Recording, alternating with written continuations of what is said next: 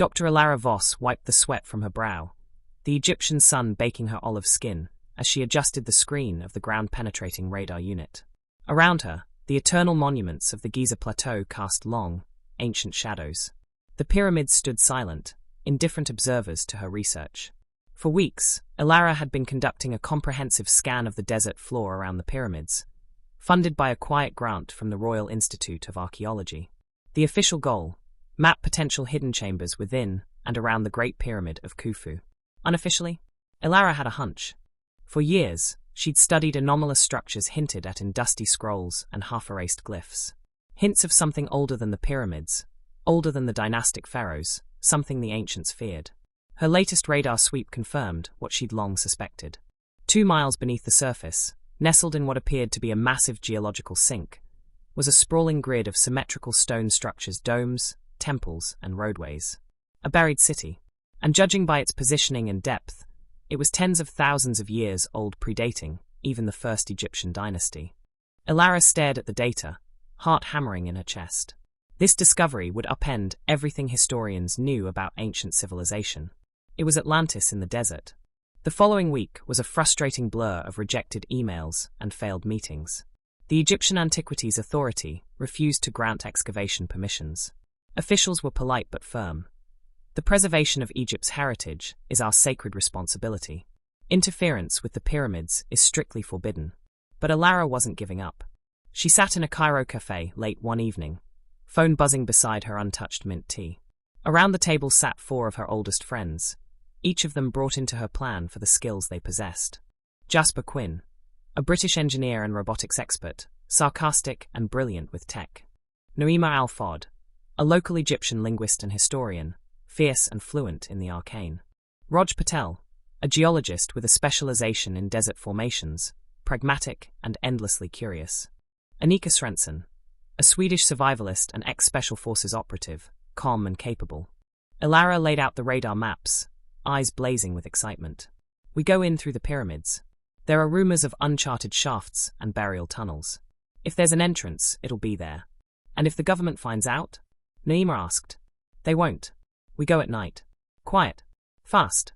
We're not disturbing anything. Just looking. Anika gave her a long look. Looking tends to turn into running.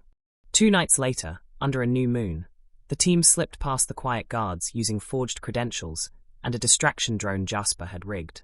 They entered the Great Pyramid through a long-forgotten maintenance shaft, descending deeper than the tourist-accessible chambers.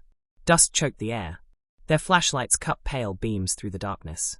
Roj trailed his fingers along the stone. This stone is older than the pyramid itself, he murmured. These aren't Pharaoh-era carvings. Eventually, they reached a narrow chamber, so low they had to crawl. Alara's pulse quickened. She spotted a false wall in the far corner, its edges clean and precise. This might be it. Naima traced the glyphs with reverence. These are warnings. Something about the gods being buried to protect the future. She frowned. They sealed it deliberately. Before they could discuss further, a dull click echoed through the room. The floor beneath them shuddered. The floor dropped into a steep ramp coated in ancient, frictionless limestone. They tumbled into the darkness, sliding for what felt like minutes. Sand whipped past their faces. With a final jolt, they landed in a cloud of dust and silence. When it cleared, they found themselves inside what appeared to be a vast stone chamber. Pillars, faded murals, remnants of obsidian furniture. A window, bricked and filled with ancient sand, hinted that this room had once opened to a world now long buried. They were inside the city. But it wasn't a victory. We're completely sealed in, Anika said grimly. There's no way back up. That slide's a one-way trip. Panic stirred, but Alara forced herself to focus. There's got to be another way out. Jasper was fiddling with a wall panel, accidentally brushing his boot against a slightly raised stone. It sank with a quiet clunk. A low rumble followed. Part of the wall slid away, revealing a hidden alcove. Inside, resting atop a pedestal, was a small idol of pure electrum glowing faintly from within. The shape was vaguely humanoid, with wings of sun rays and eyes made of swirling blue gemstones. It's beautiful, Naima whispered, stepping forward. Without thinking, they all reached for it at once. As their fingers made contact, light exploded from the idol, filling the room with unbearable brilliance. The air shimmered. Sand shifted. Reality bent. Then silence. They awoke beneath a golden sky, soft winds carrying the scent of flowers and spice. Around them, the city stood tall and vibrant. Pyramidal spires gleamed in the sun. Elegant figures in flowing robes moved through the streets, unaware of the newcomers in their midst. The buried city was no longer buried. They had been transported somehow back in time. Elara stood slowly, eyes wide with awe and fear. "We're in the past," she whispered. "We're in the city, and it's alive." From the temple at the center of the city, a bell tolled. Somewhere deep in the stone beneath their feet, something ancient stirred, aware now that time had brought strangers to its gates. Blinding light gave way to warm sun, strange birdsong, and the scent of something floral and unfamiliar. As the dazzle faded from their eyes, Elara and the team slowly stood, blinking in stunned silence. They were standing in a wide cobbled square in the center of the lost city.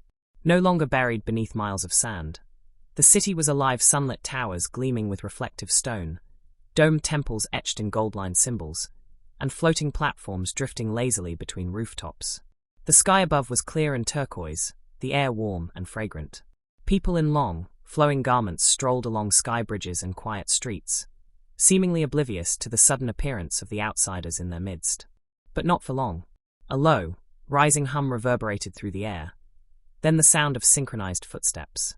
Elara turned, her breath catching in her throat. A dozen figures emerged from a nearby archway, surrounding them in seconds. They moved in eerie silence, clad in seamless dark suits that shimmered faintly with shifting metallic hues, each suit covering the guards head to toe. No faces, no eyes, no skin. Just smooth black helmets with a single, horizontal glowing slit where eyes might be. They moved with robotic precision, but undeniable grace. In their hands were weapons unlike anything the team had ever seen. Sleek staves of obsidian and gold, humming softly with barely contained energy. When one of the guards swept the staff toward the group, the tip flared with pulsing blue light, and the square was filled with a hum that vibrated their teeth. Jasper instinctively reached for the drone controller at his belt, but Anika grabbed his wrist before he could move further. "Don't," she whispered. "We're outmatched." The guards made no sound, no gestures. Yet Elara felt pressure in her mind, a sudden knowing, like a command passed without speech. "Come." They were herded through the streets, watched by curious citizens who quickly stepped aside, whispering in a language none of the team could understand. The city around them buzzed with impossible technology, levitating stones, glowing glyphs that floated midair, pools of light instead of lamps. It was undeniably Egyptian in architecture and design, but fused with something futuristic. Something utterly beyond the current world's understanding of history. Naima stared in awe. This isn't just an ancient civilization. This is an entirely different branch of history. They crossed a grand bridge over a crystal-clear canal and approached the largest structure in the city, a pyramid-shaped temple with mirror-like surfaces, rising high into the sky with elegant, spiraling architecture wrapping its base like a ribbon. At its center stood a massive open gate of golden alloy, tall enough to admit a giant. The guards stopped just outside. Two massive doors parted with a sound like singing stone. Beyond lay the throne room. It was cavernous, glowing with ambient light from unseen sources. Pillars made of polished black marble lined the chamber, each etched with hieroglyphics that shifted and shimmered, changing as they watched. At the far end, a long platform rose in shallow tiers, and at its summit sat a half-circle of ornately adorned thrones, each one different in design and color. The guards motioned them forward. They stepped in slowly, boots echoing on the polished floor. And then they looked up. They froze. Eyes widened. Hearts raced. No one spoke, because what sat upon those thrones was impossible. The room held its breath. Elara, Jasper, Naima, Roj, and Anika stood frozen in the throne room's radiant silence. Light shimmered from the polished obsidian floor beneath them, reflecting the impossible figures seated above. Two of the thrones were far larger than the others, placed at the center of the semicircle, and on them sat beings that towered nearly 12 feet tall, even in repose. They were humanoid, mostly. The figure on the left, clearly male, sat with a posture of immense composure. His skin shimmered like smooth onyx, but when he moved, it revealed a deep inner glow, faintly blue, as if lit from within by a buried star. His face was angular, noble, with high, sharp cheekbones and a broad, chiseled jaw. His nose was flat and wide, nostrils almost reptilian in shape, and his eyes were solid white, without pupils, yet seemed to see through everything. His hair was a mane of flowing, silvery black tendrils that moved subtly, as if in a breeze only he could feel. For long fingers extended from each hand, and faint glyphs pulsed along his arms like living tattoos. The female beside him was equally majestic, if not more so. Her skin had the texture of fine, golden marble veined with glowing teal light. Her face was elegantly elongated, her eyes vast and shimmering like a calm ocean under starlight. She bore no visible ears, just smooth bone that curved back into crest-like ridges along her skull. From her shoulders cascaded a draped mantle of woven light, almost liquid in form, shifting from translucent to iridescent hues as she moved. Her fingers were longer than the male's, tipped in what appeared to be bioluminescent crystal. A faint, celestial hum seemed to emanate from her presence. The male stood first, his voice deep and melodic, reverberating not only in the room but in their bones. "I am Corteljon, Warden of Stars, Seed-bearer of the Ninth Flame." The female rose beside him, her voice like layered harmonies sung in a language older than words. "And I am Veilsheri, Voice of the Blooming Void, Keeper of the Long Silence." They stepped down from their thrones in unison, their movement impossibly graceful for beings of such size and strength. Despite their alien appearance, there was warmth in their gaze, a gentle curiosity, a calmness that wrapped around the team like velvet. "We did not expect to meet travelers from a time that has not happened yet so soon," Corteljon said. "But it pleases us. You are the children of those we once cherished." Ilara found her voice. You're not from Earth." Veilsheri inclined her head. "No. We came here many thousands of your years ago, across the dark rivers between stars. We were explorers once, but we found something here we never found in all our travels." "Humanity," Corteljon said, smiling.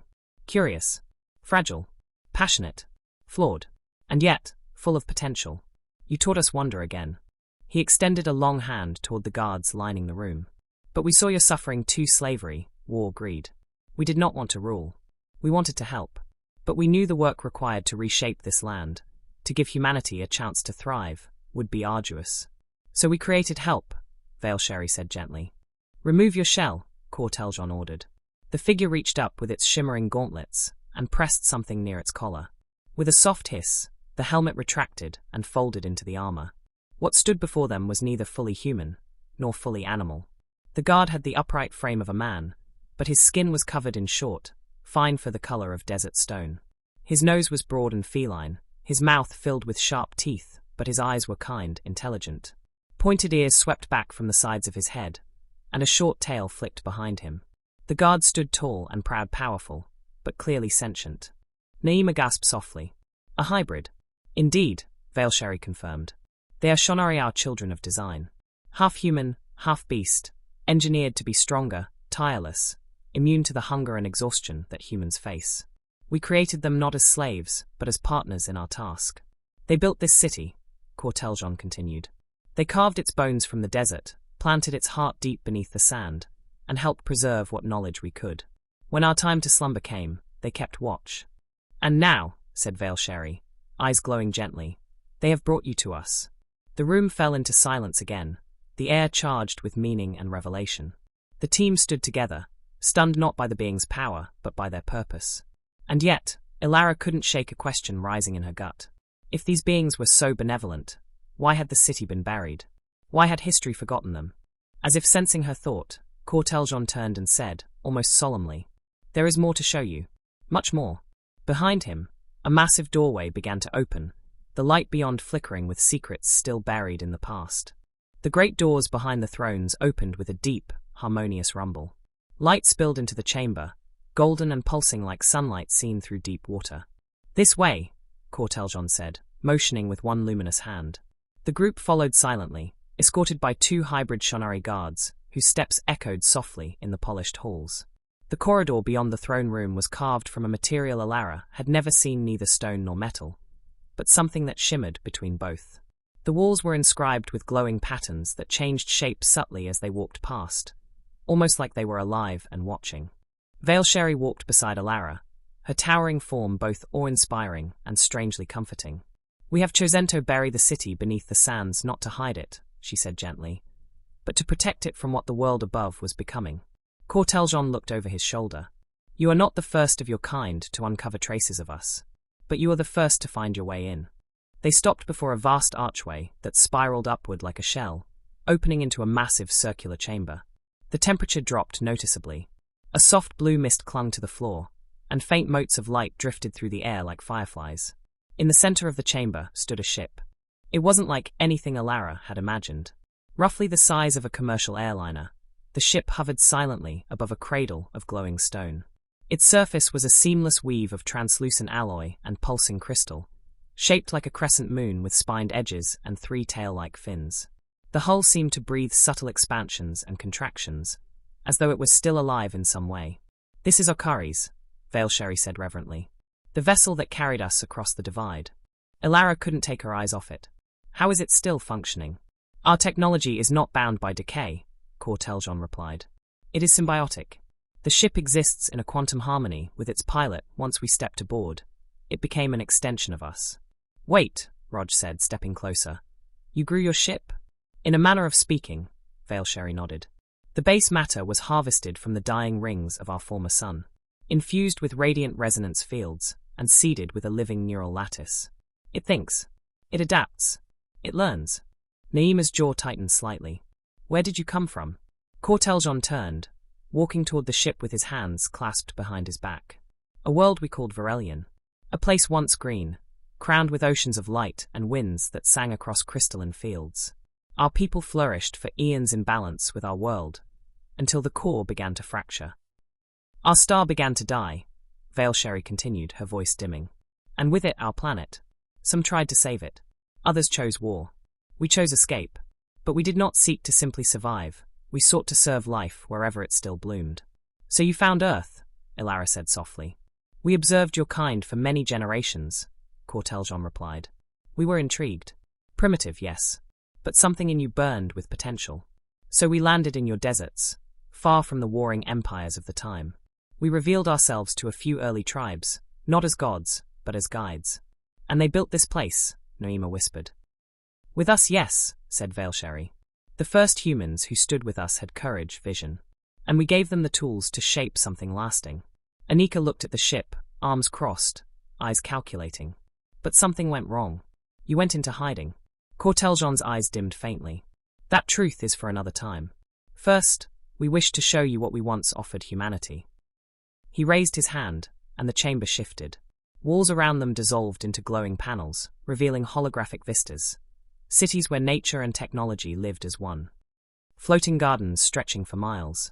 Vast, cloud-spanning farms tended by machines that sang to the crops. Rivers of clean energy, flowing through crystalline conductors beneath forest canopies. Human children being taught by luminous beings, sharing thoughts without speaking. Alara stepped closer to the projection, eyes wide. This could change the world." "That was always our hope," said Veilsheri. Jasper turned toward the giants. "Why show us all this now?" "Because," Corteljon said, eyes meeting his, "you are not just observers. You are the bridge. And the time is coming when what lies below must rise again." Veilsheri added gently, "But you must decide. Will you help us bring this gift to the surface world in your time, or protect it from those who would twist it into something else?" As the holograms faded, silence fell again. Alara looked to her team, then back at the ship, still hovering silently before them. There were so many questions still unanswered. And something in the air, a feeling that this was only the beginning. The chamber dimmed. The soft glow from the crystalline walls faded to a faint pulse, like a great sleeping heart. Corteljon and Veilsheri stood before Alara and her team, no longer imposing giants of unknowable power, but something more solemn. Resigned. Timeless. The holograms around them had vanished, replaced now by the rhythmic hum of the living ship Okaris, hovering in the center of the room like a patient sentinel. "We have shown you what we came to build," said Corteljon, his voice quieter than before. "But we must also show you what we chose to bury." A wave of his hand, and the walls shifted once more, not with hopeful visions, but with violent memories. This city rising from the sand under the hands of humans and hybrids alike. Joy, unity, knowledge spreading like wildfire. And then fear. From the outside world, rumors. Armies. Desperate kings who saw divinity where there was only benevolence. Priests who twisted the truth. And those who would kill or conquer for the secrets embedded in every stone. "We offered humanity light," said Veilsheri. "But some wanted only control. The knowledge we shared was turned against itself. Scenes flashed by, betrayals, sabotage, the creation of false gods in their image. They tried to seize our ship, to enslave the Shonari. They did not see wisdom, only power. The image changed again, the city being buried, not by war, but by design. Hybrid workers moving silently through tunnels, sealing great chambers with precision and grace. A desert slowly swallowing wonder, layer by layer, until only the pyramids above remained a silent monument to a forgotten truth. Veilsheri stepped forward. You and your companions have been given a rare gift: knowledge, purpose, and choice. 3 paths stand before you. Only you can choose which you will walk. She raised one crystalline hand, and a shimmering triangle of light formed in the air. Within it, 3 scenes played, like windows into fate. In the first, Elara saw herself back in the desert, sun blazing overhead, her team cheering as great excavation machines pulled back the sands. The buried city rose from the deep like a lost continent. Scientists and leaders from around the world arrived in awe. Peace, innovation, healing. If you return to your time and choose to reveal the city, Veilsheri said, the moment its walls meet the sun again, a beacon hidden deep within the core will activate. We will hear it across space, across time, and we will come back. We will guide humanity once more into a new golden age. The second image showed the team all at their own homes before Elara even thought of using the radar, smiling, unaware. Elara looking at maps of the pyramids, peaceful but blank. A life continued, but the spark of what was lost never found again. If you believe humanity is not yet ready, Corteljon said gently, you may return to your own time. We will erase the memories of what you've seen. You will live your lives in peace, without the burden or temptation of knowledge that could be misused. Naima looked uneasy. And we'd never even remember we made the choice? No, Veilsheri replied. But your hearts would carry the echo. The third vision showed the 5 of them standing beside the Okaris as it lifted into the sky, the stars above flaring brighter than ever before. They were older, transformed not just in appearance, but in spirit. Travelers, seekers of distant suns.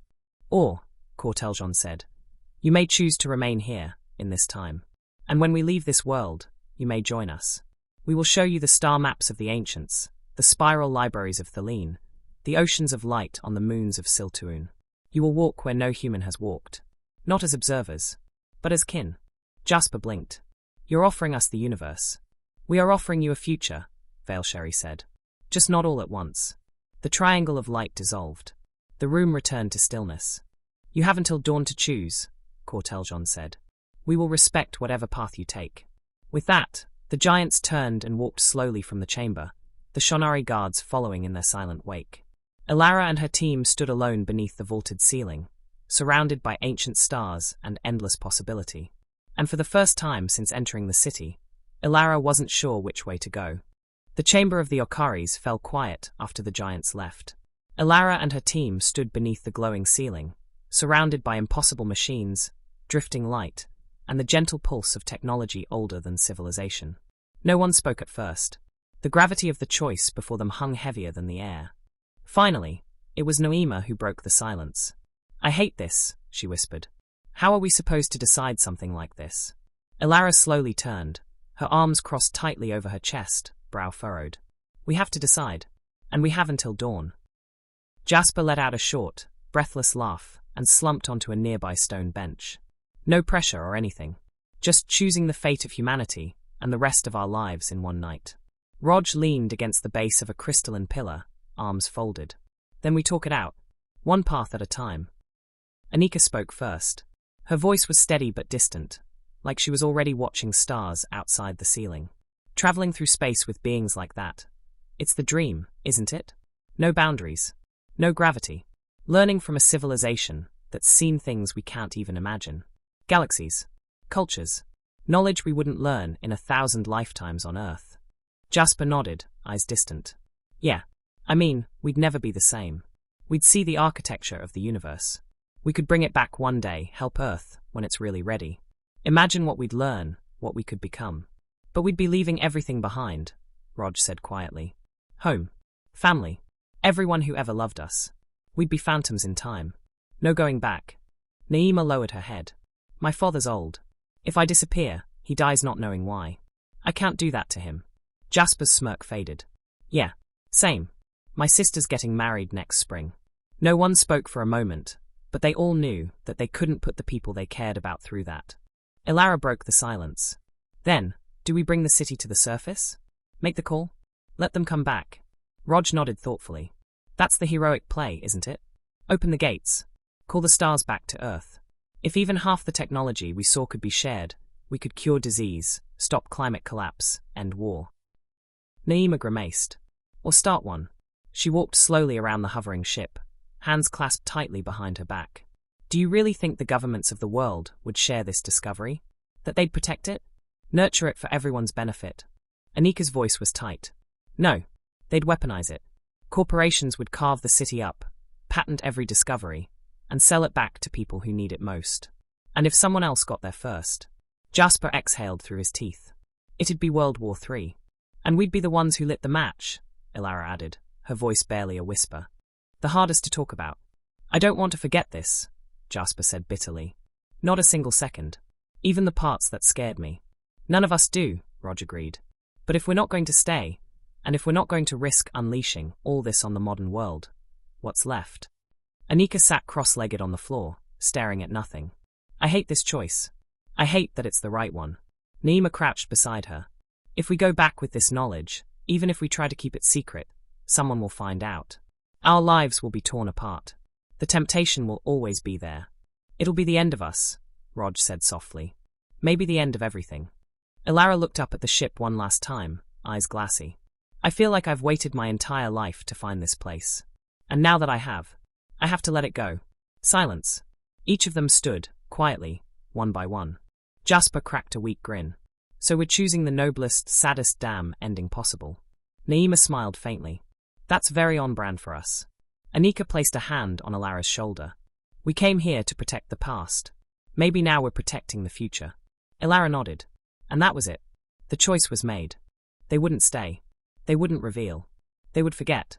Because it was the right thing to do. And the hardest thing to do. They stood in silence, shoulder to shoulder, watching the great ship Akaris pulse gently in the dark. No one cried. No one ran. They simply stood, holding the weight of a memory they knew they would soon lose.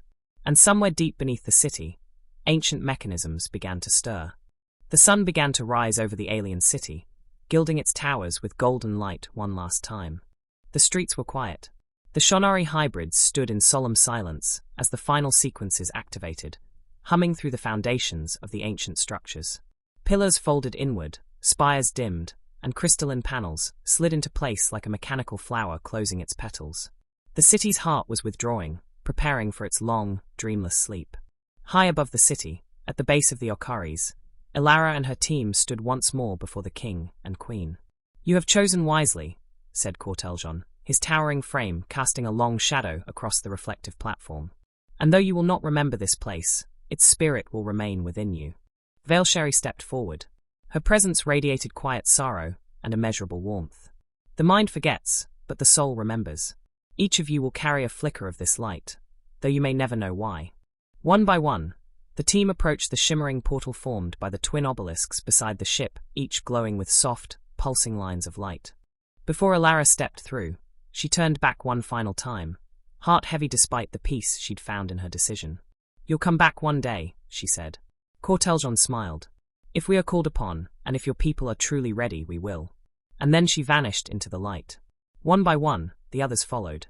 Some time later, Ilara stood once again beneath the Egyptian sun, scanning the desert floor with her upgraded radar. The Giza Plateau shimmered in the midday heat as she adjusted equipment. She frowned. The data was clean. Perfect. Flawless. Empty. No anomalies. No grid. No lost city. Nothing at all, just layers of sand, stone, and silence. She didn't understand. She was sure something had been there once. She just couldn't remember what. Later that evening, in her tent, she sat alone, fingers hovering over her laptop's screen, radar images open. She stared at them, brow furrowed, heart tight. I keep feeling like I'm forgetting something, she murmured to herself, brushing a hand over her chest. Then she shook it off, smiling faintly, and closed the file. In a cluttered tech lab in London, Jasper hunched over a humming drone prototype, a music playlist drifting lazily in the background. He paused, squinting at a schematic, that didn't make sense to him, something about energy feedback loops and gravitic stabilization that he felt he understood at one time, but now just looked like gibberish. He rubbed his eyes, chuckled, and tossed the paper into the bin. Weird déjà vu. His fingers flew across the keyboard again. He was happy, fulfilled. Life was good. But sometimes, in quiet moments, he'd sit back and stare at the stars through the window and feel like he was supposed to be somewhere else. Naima walked through the Museum of Egyptian Antiquities in Cairo. Her students clustered around her as she explained the origins of a limestone tablet. She was calm, eloquent, proud of her heritage. But every now and then, she'd stop in front of certain artifacts, ones with oddly familiar patterns, and feel an ache, like something was lost. Like she was reading a language she had once spoken fluently, but now only remembered phonetically. In the Western Ghats of India, Raj crouched beside a stone outcrop, his notebook open, hand dusty with chalk as he sketched layers of sediment. The rock was fascinating, ancient, yet his thoughts kept drifting. There was a shape he kept trying to draw, concentric rings, some kind of crystalline structure, but every time he tried, he couldn't remember how it fit together. It hovered just outside his mind, frustratingly familiar. He sighed, closed his notebook, and looked at the horizon. Some things, he whispered to himself, just aren't meant to be remembered, I guess. High in the Norwegian countryside, Anika hiked alone along a ridge, wind in her hair, her gear strapped tight. She felt at peace here, alone in nature, grounded. And yet, sometimes, when she looked up at the night sky and saw a star flicker oddly, she'd feel her pulse quicken. Like something out there was waiting. Something she had once known. Beneath the desert, the city slept. Its walls no longer vibrated with energy. Its towers folded deep into the sand, invisible to satellite, to radar, to time itself. Corteljon and Valesheri had installed a lattice of phase-skin shielding, a cloaking field composed of energy drawn from the planet's own magnetic lines. Not only did it bend sensors away, it rewrote their readings, reinterpreting signals into geological noise. To Alara's radar, the buried city no longer existed. Not a trace. Until the time was right. Until humanity was ready. Among the stars, above a swirling nebula in the Orion Spur, the Okaris glided silently through the void. Within, Corteljon and Valesheri stood at the helm, stars glinting in their reflective skin. They watched the distant sun of Earth grow smaller on their view screen. They were close, Valesheri said softly. They were ready, Corteljon replied, voice calm. But the world wasn't. Not yet. They stood in silence for a moment longer, gazing out at the starfield. Then slowly, they looked at each other. And they smiled knowingly, content, infinite. Because they had planted the seed. And one day, the echo beneath the sand would rise again.